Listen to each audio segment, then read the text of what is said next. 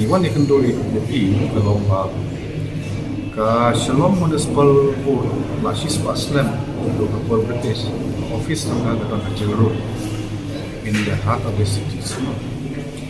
Di 2009 I signed an agreement with the Asian of Maxim company, but kita tularo ban provide the 20 square feet, 30,000 square feet na gamanta ka office, but 5,000 square feet na gamanta ka parking lot. And the issue suddenly iba yang ni lah alat dapat sawai, but itu ka jaka pada office kejungi berjarut di la Asian of Marriott Hotel. The entire lah.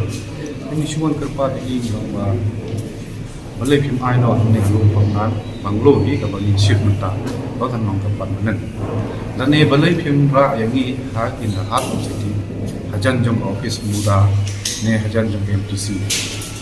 Kanong sa kentong.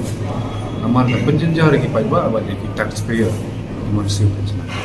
Di nakaliang ni la ay assurance bagi sara kami mana. Bahwa 2009 ke jing Aino Asia ka Maxim pi man create revenue na gamanta office ke jang. Andai itu 2009 ini bahwa gamanta ngimyo revenue ye. Bat ya kani ka hotel la susang no.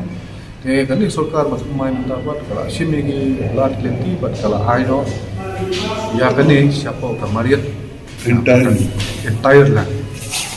Kata kalau mengkreat lebih jauh nak mantap office. Jadi halal jangan tahu mantap ini harus usung temporary.